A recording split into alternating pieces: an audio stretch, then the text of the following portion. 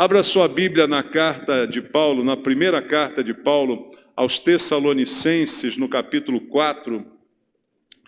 Nós vamos ler os 12 primeiros versículos do capítulo 4 da primeira carta de Paulo aos Tessalonicenses.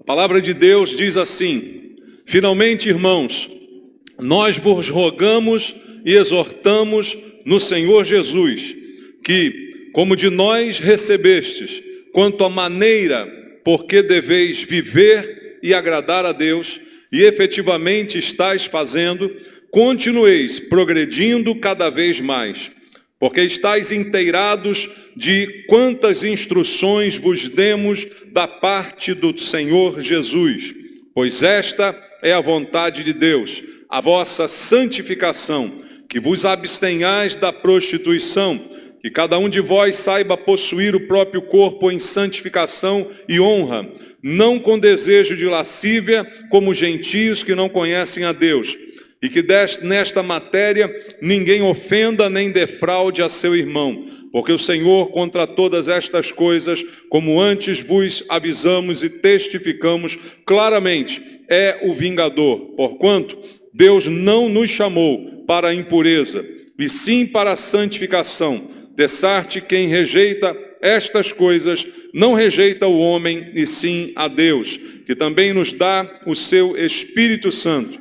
No tocante ao amor fraternal, não há necessidade que eu vos escreva, porquanto vós mesmos estáis por Deus instruídos que deveis amar-vos uns aos outros. E na verdade estáis praticando isso, mesmo para com todos os irmãos em toda a Macedônia. Contudo, vos exortamos, irmãos, a progredirdes cada vez mais e a diligenciardes por viver tranquilamente, cuidar do que é vosso e trabalhar com as próprias mãos, como vos ordenamos, de modo que vos porteis com dignidade para com os de fora e de nada venhais a precisar.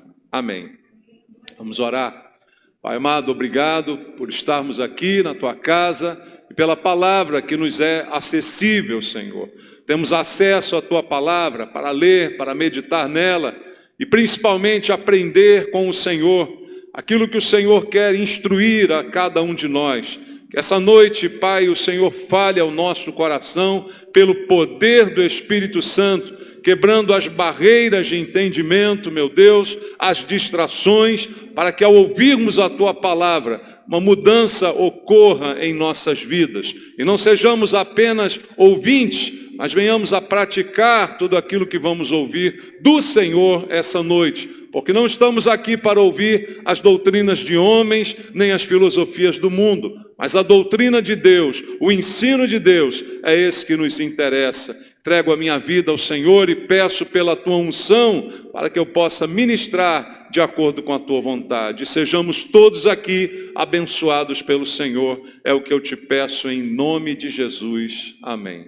Podem sentar, meus irmãos. Amados, aqui nesse texto, na carta aos Tessalonicenses, que Paulo escreveu, há uma igreja que tinha um bom progresso na fé, uma igreja que caminhava bem, uma igreja que ministrava no amor, que vivia debaixo dos preceitos cristãos, mas ele exorta essa igreja, mesmo assim, a continuar e ainda melhorar aquilo que já estavam fazendo. E o assunto de Paulo, nesse capítulo 4, que nós começamos a ler aqui, é a vida cristã, se eu fosse resumir numa só frase. O que ele está aqui falando é como deve um cristão viver. Ora, nós nos chamamos cristãos. Por quê? Porque reconhecemos em Cristo o perdão para os nossos pecados. Fomos convertidos pela ação do Espírito Santo, que nos convenceu do pecado, da justiça, do juízo.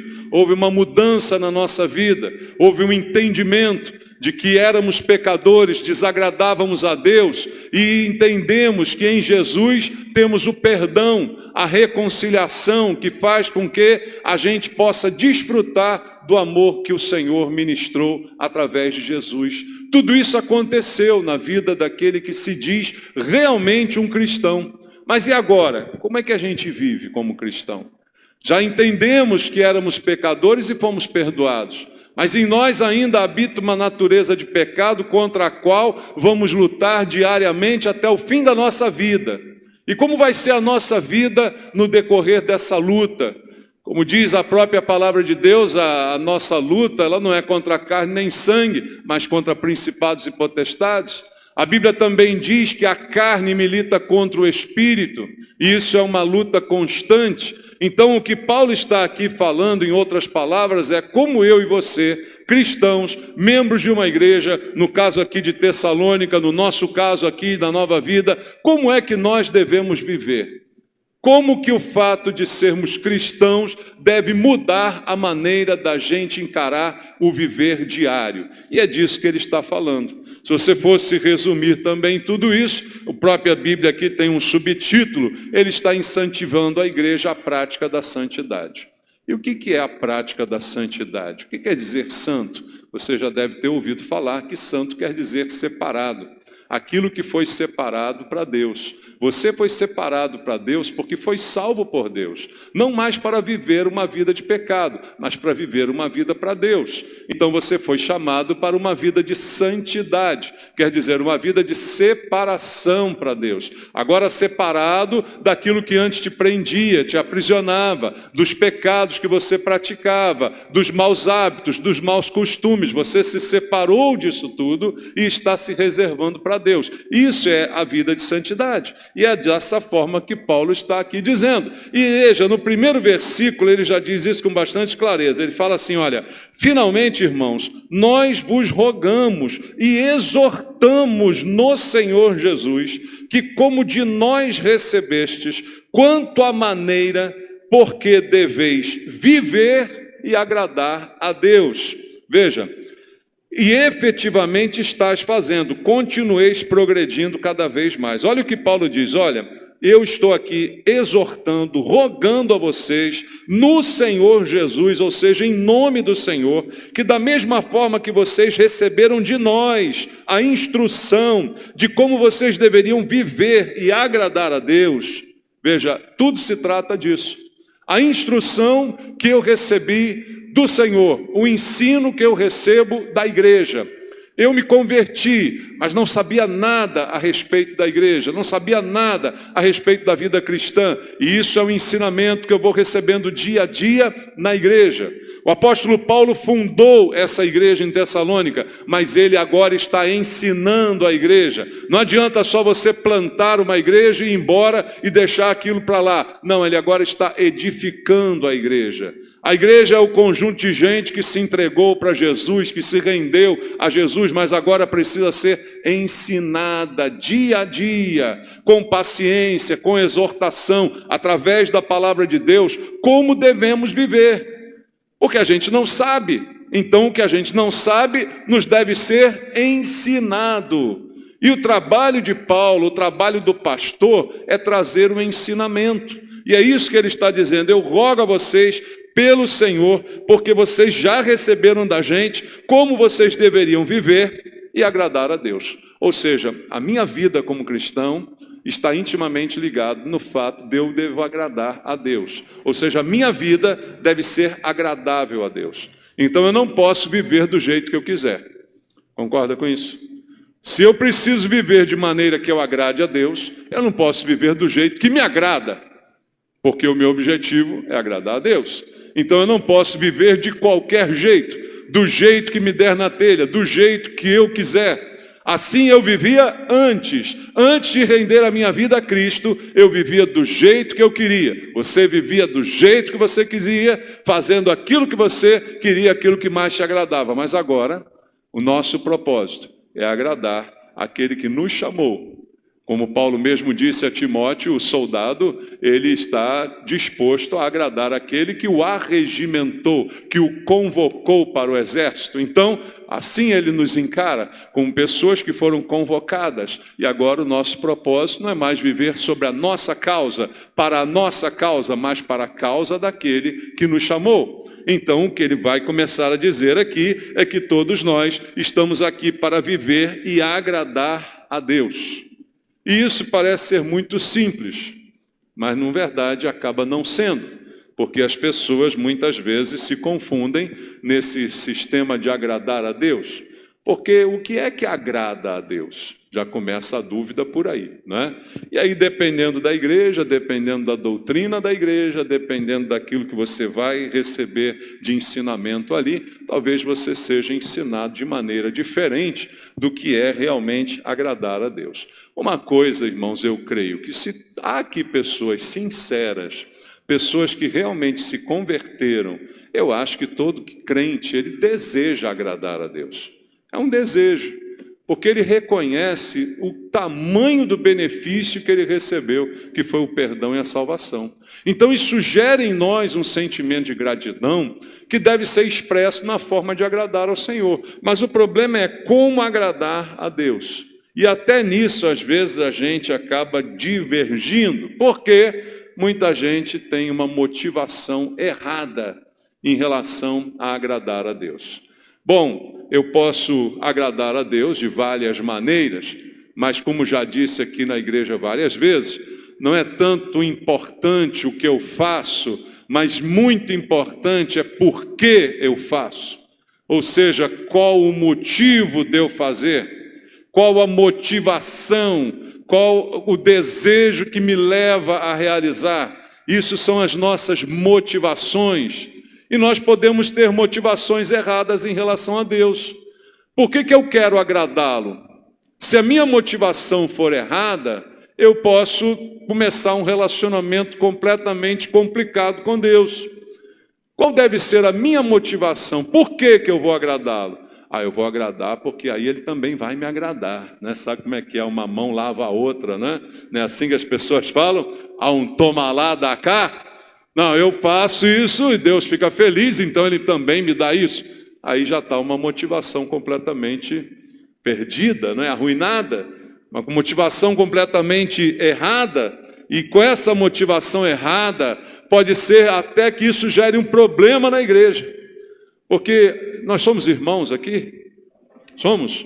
Por que somos irmãos? Porque temos o mesmo Pai, não é? Essa é a razão de sermos irmãos. Então, nós fomos chamados também a viver em harmonia como irmãos. Paulo vai no mesmo texto lá no final, falar que nós devemos nos amar uns aos outros. Veja, está tudo cercado aqui.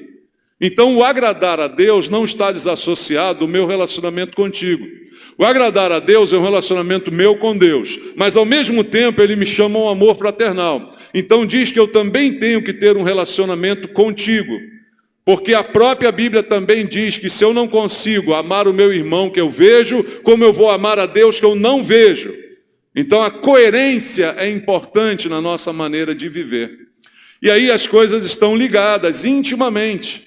Mas se eu não tiver um entendimento sobre amar a Deus, agradar a Deus e começar a competir com você para ver quem agrada mais a Deus, começa o negócio a ficar ruim, não é verdade, irmãos?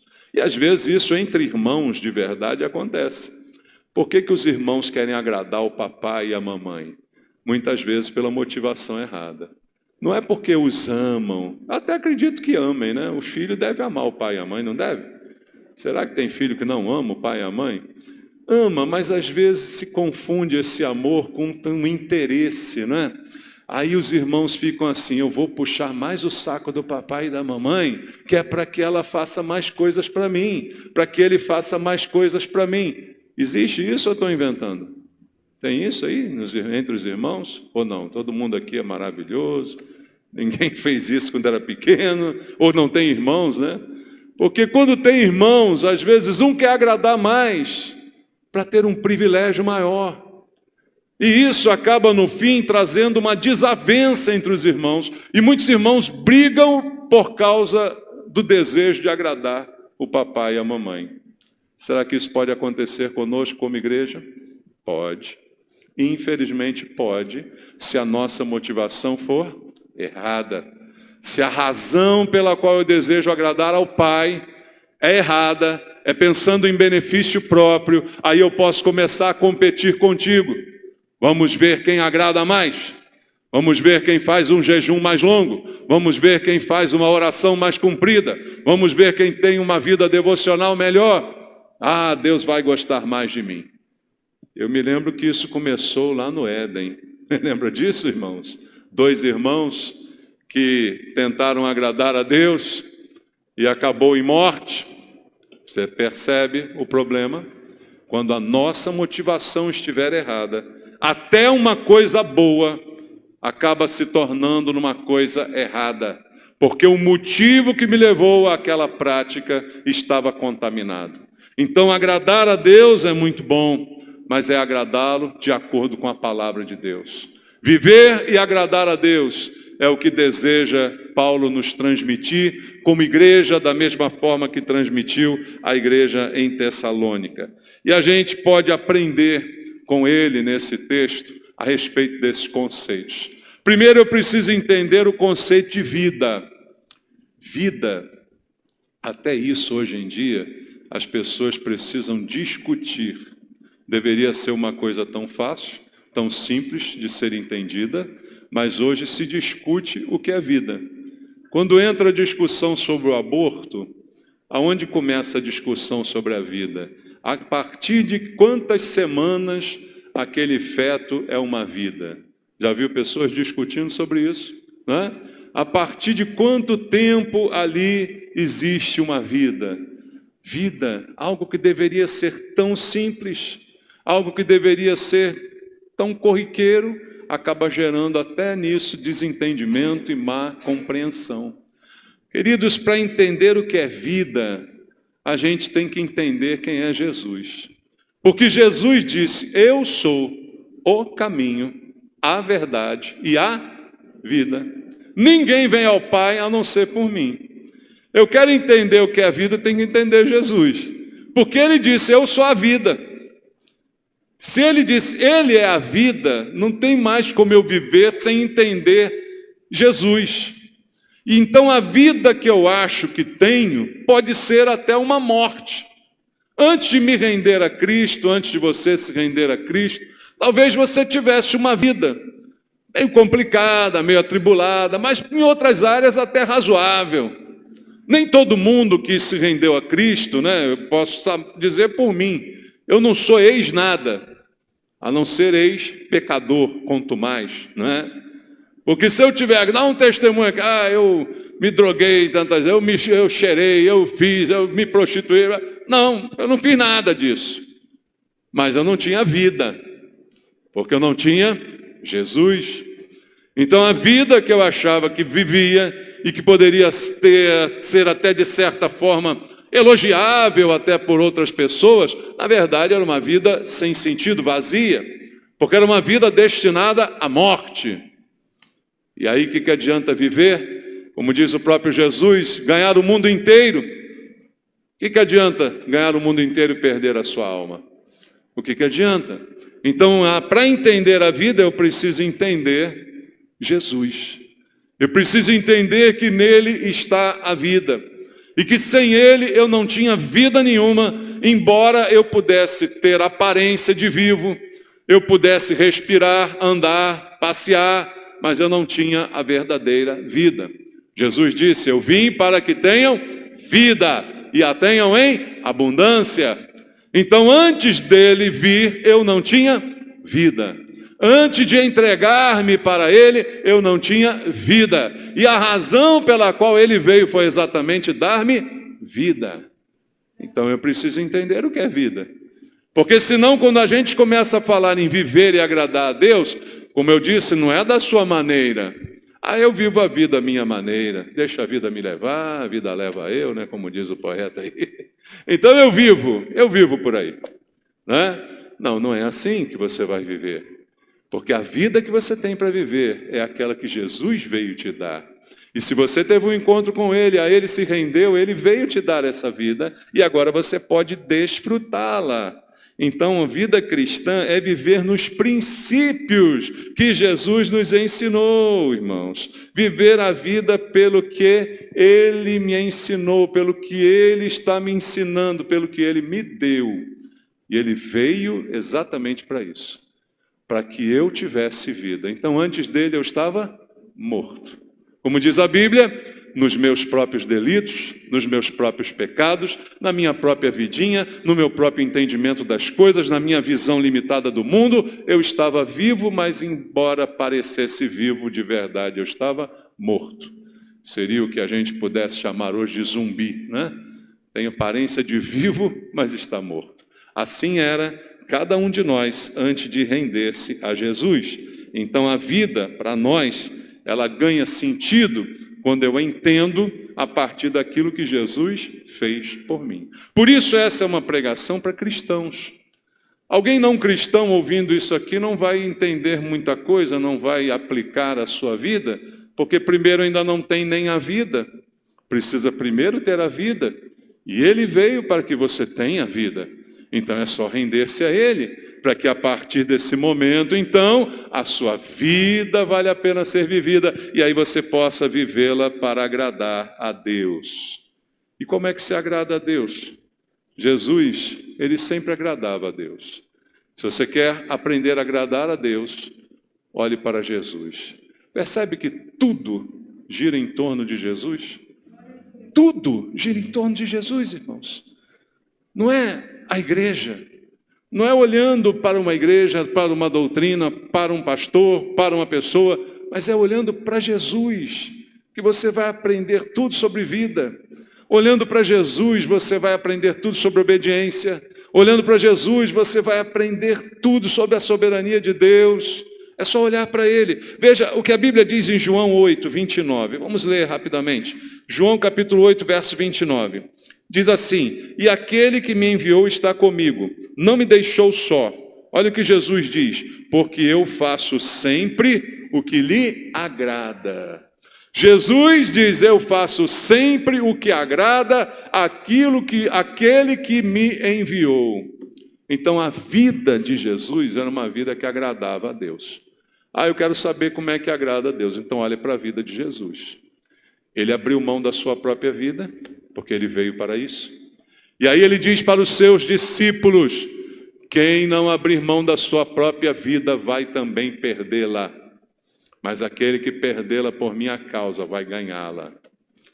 Como é que eu agrado a Deus? Entregando a minha vida, vivendo a minha vida em função do reino de Deus. Então eu não faço mais nada da vida? Não, o apóstolo Paulo diz assim: tudo que você fizer, faça em nome de Jesus. Se você come, faça em nome de Jesus. Se você passeia, faça em nome de Jesus. Se você faz qualquer outra coisa, faça em nome de Jesus. Porque é ali que você vai encontrar o prazer, a alegria, a verdadeira vida, o verdadeiro desfrutar de todas as coisas. Porque antes da sua conversão, você já desfrutava das coisas, mas elas não saciavam, elas não davam a sensação de saciedade, você estava sempre com sede, sempre querendo mais. Por isso Jesus várias vezes disse: olha, se você beber dessa água, você nunca mais terá sede, como Ele disse à mulher samaritana. Ele diz: olha, a água que eu te der vai ser uma água que vai jorrar para a vida eterna, você vai se tornar uma fonte de água. Tudo muda. A vida muda nessa perspectiva. Embora antes você fizesse um monte de coisa, agora você pode fazer um monte de coisa, mas com um sentido melhor.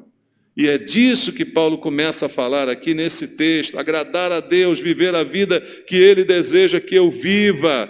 E aí ele vai começar a falar à igreja sobre esses princípios. Como eu disse no versículo 1, finalmente, irmãos, nós vos rogamos e exortamos no Senhor Jesus, que como de nós recebestes, preste atenção nisso, Paulo está dizendo à igreja: vocês já receberam de nós, apóstolos, quanto à maneira porque deveis viver e agradar a Deus. Ou seja, ele enfatiza que nós temos que ser ensinados, como eu disse aqui no início. O ensino da igreja está baseado também na maneira como nós devemos viver. Isso é uma doutrina de Deus que a igreja deve receber por ensino. Mas aí começa o problema. As igrejas não se entendem em relação a isso. Algumas vão dizer: olha, para você agradar a Deus, você não pode cortar o seu cabelo. Para você agradar a Deus, você não pode usar uma roupa assim ou assado. Você deve usar uma vestimenta nesse aspecto. Você não deve fazer isto. Então as igrejas começam a criar regras para que a gente entenda como agradar a Deus. Você percebe que Paulo aqui falou de agradar a Deus no texto que a gente leu e não citou nenhuma regra de roupa, de aparência, a não ser coisas que realmente eu posso fazer com o meu corpo que seriam desonrosas. Mas fora isso, Paulo não está trazendo nenhuma doutrina de igreja como nós vemos hoje por aqui. Mas isto não quer dizer que nós não devemos ser ensinados. A igreja deve ensinar. Porque se a igreja não ensinar, aonde é que nós vamos aprender isso, irmãos? É na igreja que nós temos que aprender.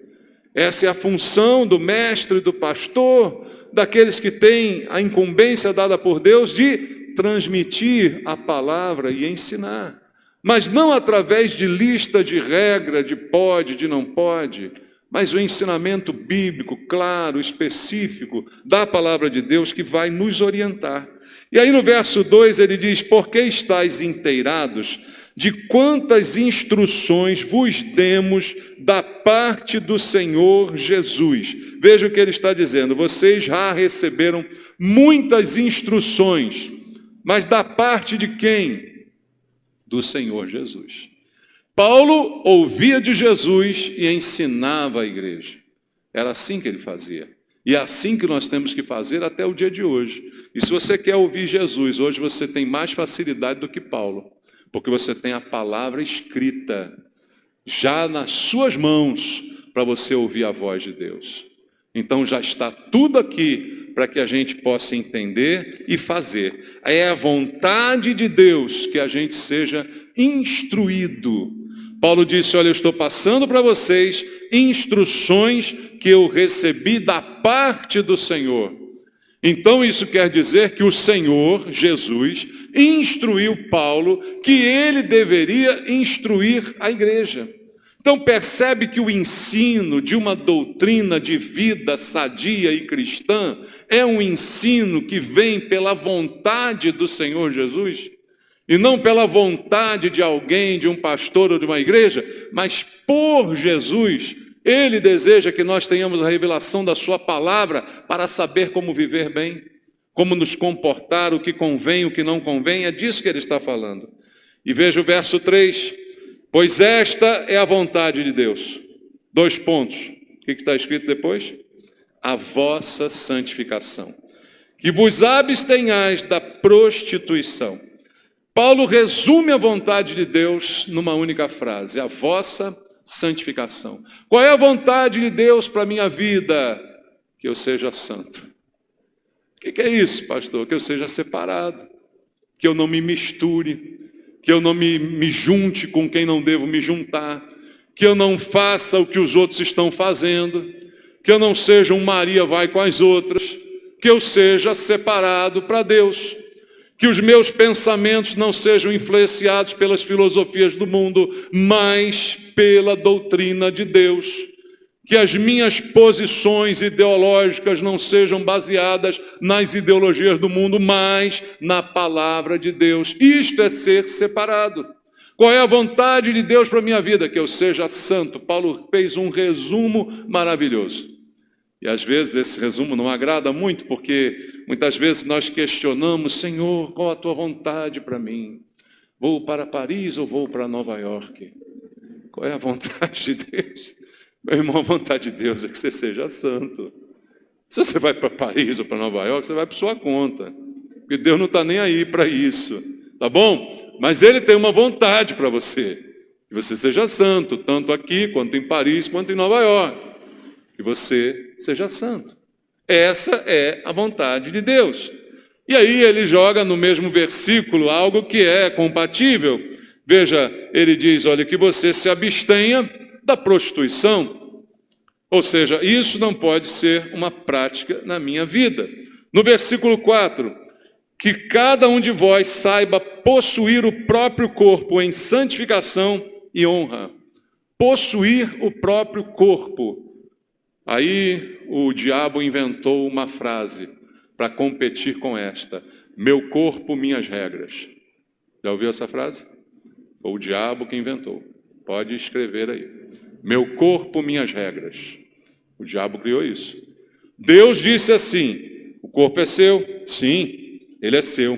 Mas que você saiba possuí-lo com santificação, com honra. Agora é assim, meu corpo, minhas regras. Bobeei, engravidei. Eu decido o que eu faço com esse feto. É o meu corpo. Ele está ali usando indevidamente o meu corpo, sem me pagar aluguel. Mas quem foi que botou ele lá dentro? Quem foi que abriu a porta para ele entrar? Foi alguém? Não, foi você mesmo. Então, meu corpo, minhas regras. Você usou mal o seu corpo? Você não usou com santificação nem honra? E a Bíblia coloca isso como uma responsabilidade de cada um de nós, que é intransferível. Ninguém é responsável pelo meu corpo, eu o sou. Eu sou responsável de guardá-lo em santificação e honra. Ninguém faz nada por acidente, a gente faz por vontade, irmãos. Então a nossa vontade é que está em jogo. Versículo 5 ele diz, não com desejo de lascívia, como gentios que não conhecem a Deus.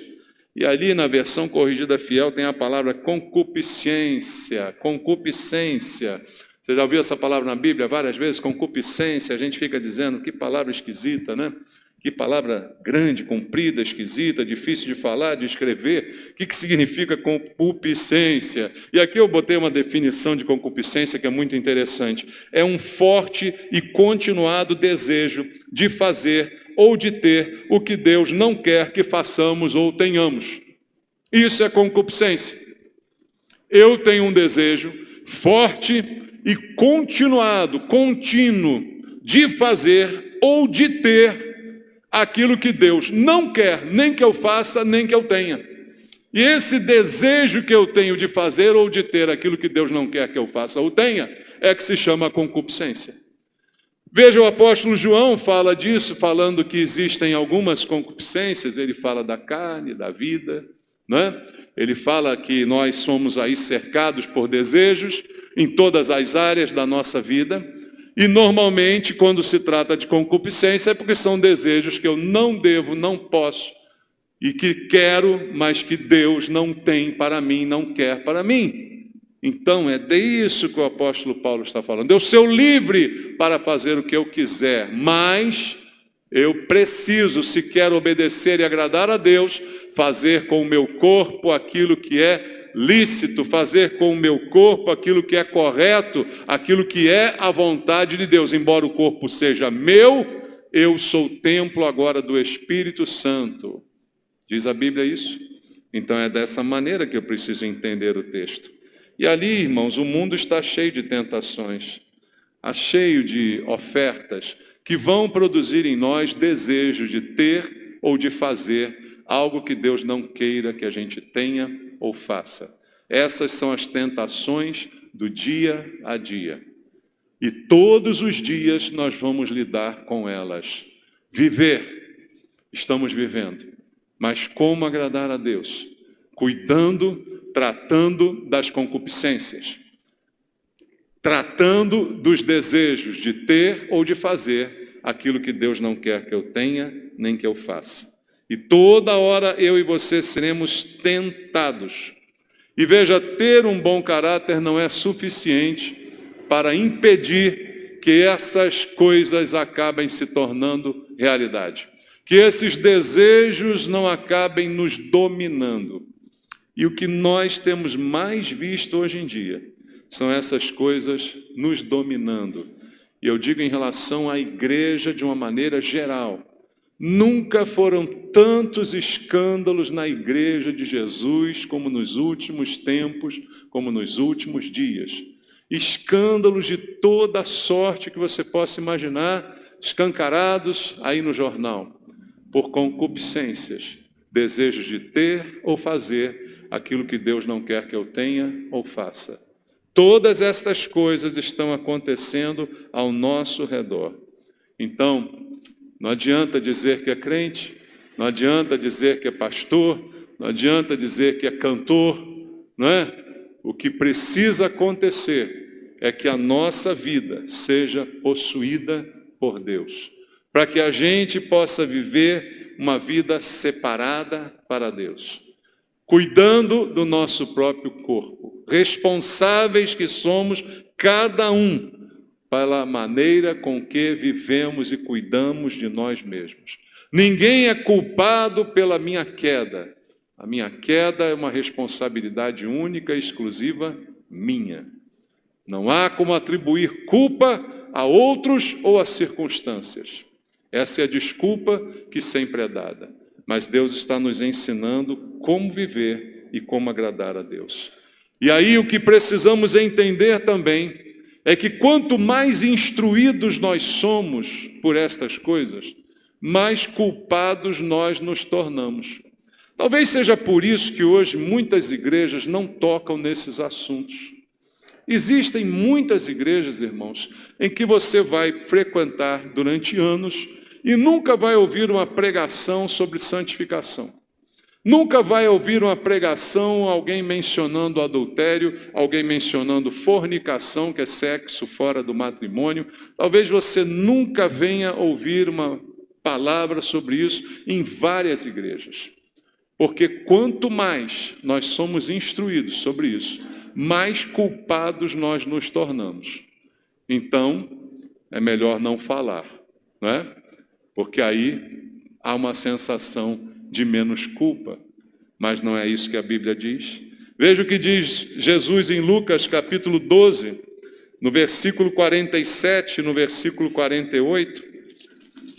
Em Lucas capítulo 12, 47 e 48, ele diz assim: aquele servo, porém, que conheceu a vontade do seu Senhor e não se aprontou, nem fez segundo a sua vontade, será punido com muitos açoites.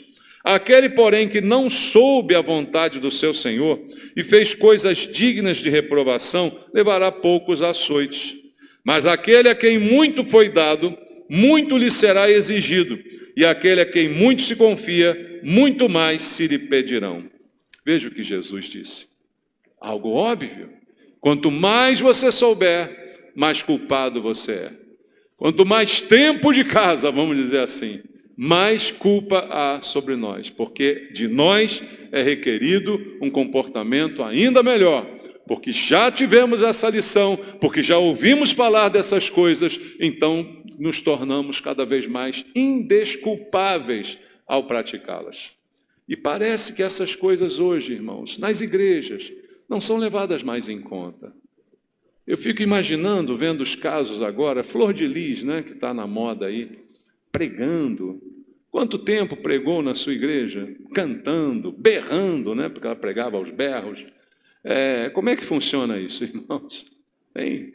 O que foi falado nessas igrejas? O que foi ensinado por esta mulher? Hein? Pergunta para mim, ou fala, responde para mim. O que era ensinado ali? E agora, o que há para dizer? O que há para defesa?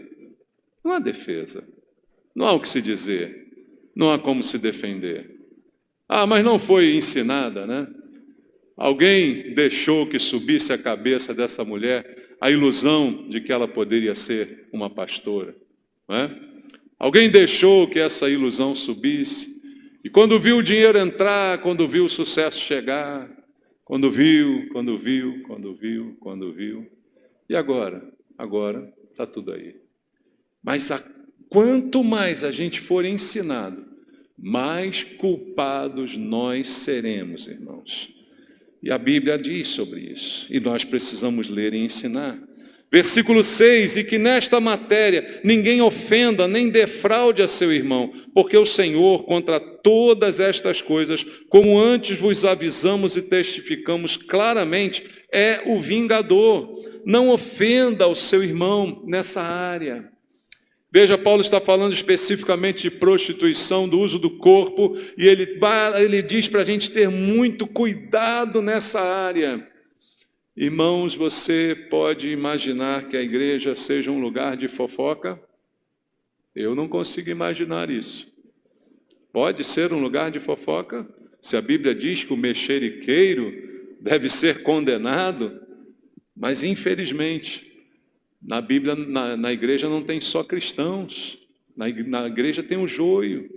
E há muita coisa que acontece na igreja, mas Deus está alertando aqui nessa área, ninguém ofenda seu irmão, porque o vingador, quem é o vingador? É o Senhor. O Senhor, a Bíblia diz, a Ele pertence a vingança, e nessa área não se deve caluniar, nessa área não se deve fofocar. Isso não é motivo para fofoca, isso é motivo para oração. Então a gente tem que ter muito cuidado com isso. Veja o versículo 7, o que ele continua dizendo: porquanto Deus não nos chamou para a impureza, e sim para a santificação. Fomos chamados para a santificação. O chamado é a vocação. Você, quando diz assim, eu fui vocacionado, ouvi um chamado para fazer isso. Eu tenho a vocação de pastor, eu ouvi um chamado para ser pastor. É isso que significa a vocação. E aqui Paulo diz que a nossa vocação, Deus nos chamou, não para impureza, mas para santificação. Qual é a sua vocação? Ser santo. Qual é a vontade de Deus? A vossa santificação. Qual é a sua vocação? Ser santo. E às vezes a gente fica na igreja pensando, qual é o meu ministério? O que Deus quer de mim? O que eu vou fazer na igreja? Eu vou ser músico, eu vou ser diácono, eu vou ser isso, eu vou ser aquilo. O que eu vou ser na igreja? A vocação de todo crente é ser santo. Antes de pensar em ser alguma coisa na igreja, pense em ser santo. Pronto, resolve o problema. Aí. E a gente fica pensando em ser alguma coisa na igreja. Pense em ser santo. Porque essa é a sua vocação primeira. É a sua santificação, como Paulo está aqui dizendo. Em versículo 8 ele diz, dessarte quem rejeita essas coisas, não rejeita o homem, sim a Deus, que também vos dá o seu Espírito Santo. Então ele está dizendo, olha, quem vive na impureza, na verdade não está rejeitando a palavra do homem, mas está rejeitando a Deus. Aquele que é rejeitado, aquele que é aviltado, aquele que de fato é ferido com o pecado, é Deus. Deus é o maior atingido pelo pecado da gente.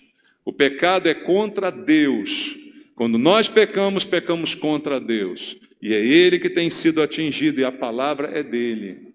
E Paulo também alerta sobre isso aqui. Versículo 9, aí ele vai começar a falar. Agora, depois de tratar da santificação, depois de tratar do comportamento, depois de dizer como nós devemos viver, ele vai começar a colocar um outro componente importante e fundamental que vai complementar tudo isso. Porque agradar a Deus é também amar o seu irmão. Versículo 9.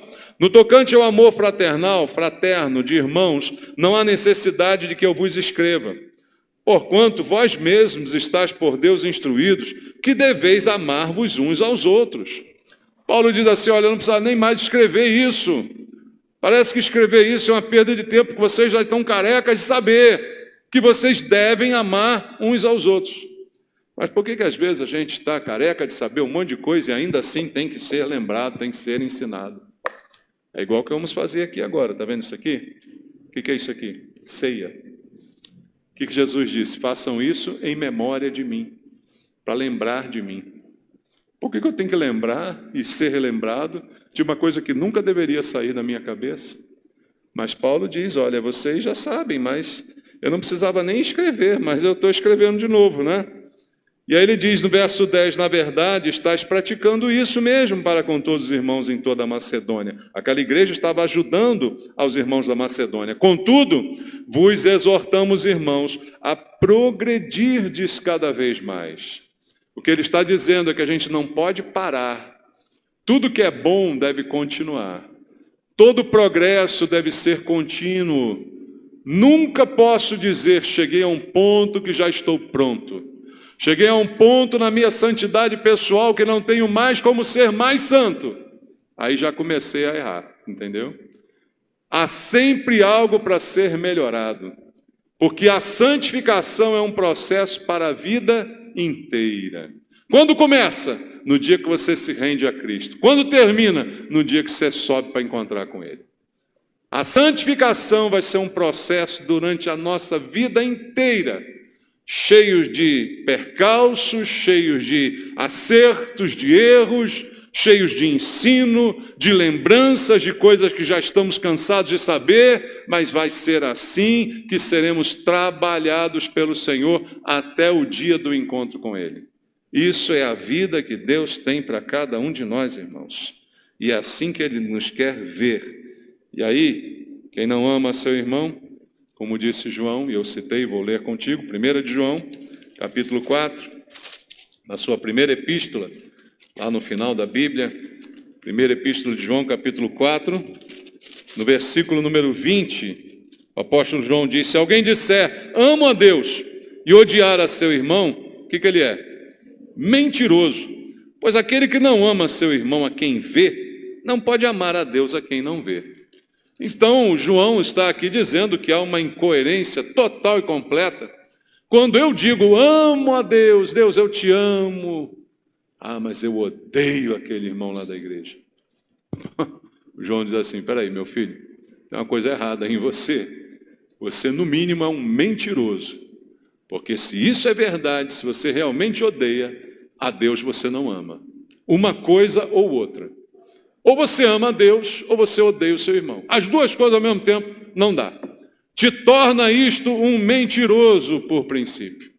Porque não dá para viver essas duas realidades. Porque como você vai amar a Deus que você não vê e odiar o seu irmão? Como é que você consegue falar isso? Isso é mentira sua. Então, agradar a Deus é amar o meu irmão. Amar a Deus é amar o meu irmão. Não dá para separar essas coisas. Não dá para a gente ter sentimentos de gangorra, né, de sobe e desce. Um dia estou amando, outro dia estou odiando, um dia estou amando, outro dia estou odiando. Assim como não dá para a gente ser um dia santo, outro dia profano, um dia santo, outro dia endiabrado. Não dá, irmãos. Ou a gente está num progresso, ou a gente não vai chegar a lugar nenhum. A Bíblia diz que a vereda do justo é como a luz da aurora, que vai brilhando mais e mais até ser dia perfeito. Fala a Bíblia, então, de um progresso contínuo. Pode ser até lento, mas é contínuo, ele nunca para. E assim deve ser a nossa vida. Progredir continuamente numa vida que vale a pena ser vivida. Que seja uma vida que agrada a Deus. No versículo 11, Paulo diz, e o testemunho é este. Perdão, diga errado. Versículo 11 de Tessalonicenses 4. E a diligenciardes por viver tranquilamente, cuidar do que é vosso, trabalhar com as próprias mãos, como vos ordenamos. O que Paulo diz? Olha, quer viver? Viva uma vida equilibrada. Como é que eu vou viver? Tem que ser alguma coisa fantástica, sensacional, maravilhosa? Paulo diz, não. Viva só uma vida equilibrada. Olha, não dê trabalho para os outros, não. Tá bom? Viva a sua vida. Cuide da sua vida. Diligencie por viver uma vida tranquila. Cuide do que é seu. Irmão, se metade da igreja ouvisse e praticasse esse versículo, isso aqui seria um paraíso. Cuide do que é seu. Em outras palavras, cuide da sua vida. Em vez da gente cuidar da vida da gente, tem muita gente cuidando da vida dos outros. Está olhando a roupa com que o outro veio, está olhando o que o outro disse, o que o outro falou, o que ele fez, o que deixou de fazer. Olhe para a sua vida, ao invés de olhar para a vida do outro.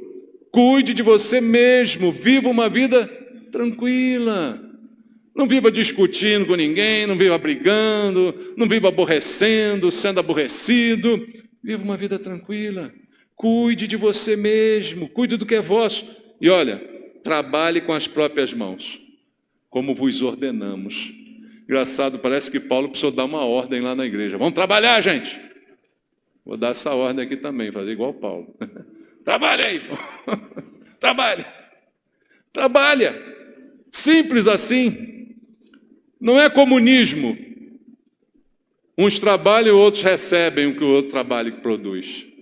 Cada um trabalhe, cada um cuide de si mesmo. Ninguém dependa de ninguém.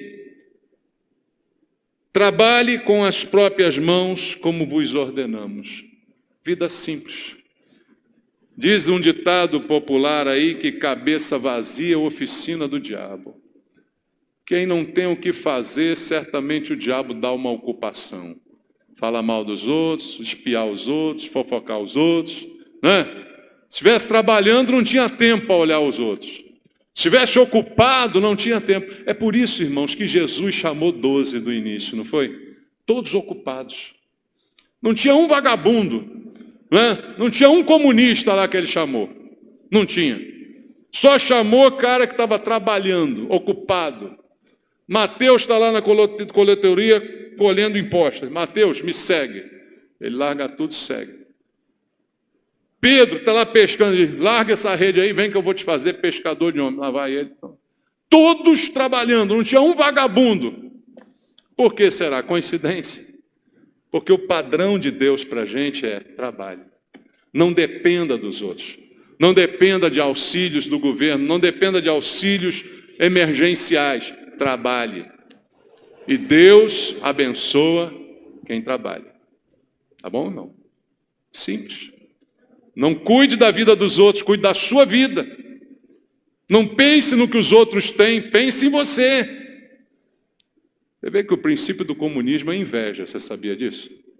O princípio do comunismo e do socialismo é a inveja. A inveja é o que está por trás dessa filosofia. Porque é desejar o que o outro tem, sem ter que fazer o que o outro fez para obter.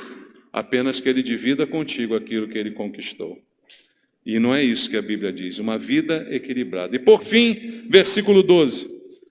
De modo que vos porteis com dignidade para com os de fora, e de nada venhais a precisar. Veja, mais uma orientação. Dar um bom testemunho. Ora, se eu cuido da minha vida, se eu vivo uma vida tranquila, se eu trabalho e me sustento, eu dou um bom testemunho. Eu vivo e me porto com dignidade, de maneira que os de fora não têm nada para me criticar. E hoje, o que pior de acontece na igreja hoje, irmãos, é que os de fora têm tudo para criticar a gente. Porque o comportamento daqueles que se dizem cristãos, na maioria das igrejas, é deplorável. Eu não consigo chamar essas pessoas de meus irmãos, pelo comportamento, pelo jeito, pela esperteza, por tantas coisas que fazem ou deixam de fazer, por tantos comportamentos inúteis, tantas crendices, tantas superstições. Não servem ao mesmo Deus que eu, certamente não são meus irmãos. Porque a Bíblia diz que aqui nós temos que ter um bom testemunho para com os de fora, de maneira que a gente não venha a precisar de nada. Não viver necessitado. Não é essa a vontade de Deus. A vontade de Deus é trabalhe, cuide da sua vida, cuide das coisas importantes, tenha um bom testemunho dos de fora, que ninguém olhe para você falando, está vendo? Olha lá. Diz que é crente. Olha lá o que está fazendo. Olha lá. Olha só o que ele está realizando. Não, não é isso que Paulo quer. Viver e agradar a Deus. Como é que eu tenho vivido? Como é que eu tenho feito? Esse é o princípio que Paulo nos coloca aqui. Mas para final, abra em Hebreus capítulo 12. Uma palavra final sobre isso. Hebreus capítulo 12, versículo 14. O princípio de tudo aqui é a santificação. Hebreus 12, 14 diz assim, segui a paz com todos e o que mais? A santificação, sem a qual, ou seja, sem ela, o que vai acontecer? Ninguém verá o Senhor. Simples, direto e curto. Seguir a paz com todos. Está falando da vida tranquila, está falando de cuidar da sua vida, está falando de você trabalhar e sustentar, para ninguém te chamar de vagabundo, para você não ficar dependendo do auxílio de ninguém, está dizendo para você fazer o que tem que fazer. É isso que a Bíblia está dizendo. E isso é paz com todos. E isso vai produzindo santificação na sua vida, porque sem ela, ninguém verá o Senhor. Pode passar anos na igreja, pode fazer cursos, escolas, pode se tornar pastor, pastora, o que for, o título que for, ninguém verá o Senhor sem a santificação. É disso que Deus quer nos falar, irmãos. Nós vamos participar da ceia agora, e a ceia tem um convite: examine-se, pois, o homem a si mesmo, e depois participe. E o que eu tenho para examinar? A minha vida, o que eu tenho feito, o que eu tenho pensado, de que forma tenho agido. É essa reflexão que a gente tem que fazer para depois participar, para dizer assim: Senhor, eu enxerguei o que o Senhor quer me dizer, eu vi o que eu preciso mudar, e agora eu quero mudar, e eu vou mudar, e eu vou fazer. Por isso eu vou participar da ceia. Vamos orar. Pai amado, muito obrigado, Deus. Muito obrigado pelo que o Senhor quer falar ao coração de cada um de nós, porque é sinal de que o Senhor não nos abandona, de que nós somos dirigidos e ensinados pelo Senhor para vivermos a vida que o Senhor tem para nós, Pai. Uma vida transformada, mudada, uma vida de paz, de santidade, de paz com os nossos irmãos, uma vida de paz com o mundo também, para não sermos motivo de escândalo. Senhor, guarda a igreja, preserva a tua igreja. E nesse momento em que vamos participar da ceia, Pai, tem misericórdia de nós, meu Deus, para que possamos olhar para dentro de nós mesmos e enxergar a verdade, que não nos venhamos a enganar a nós mesmos, Pai, mas enxergar quem somos, para colocar tudo diante do Senhor, para nada esconder do Senhor, até porque seria impossível fazer, mas apresentar diante de Ti, Pai, as nossas falhas, os nossos pecados, nos arrependermos e participarmos da ceia, em memória daquilo que o Senhor fez por nós. Fala o coração do Teu povo, Senhor, a cada um de nós, em nome de Jesus. Amém.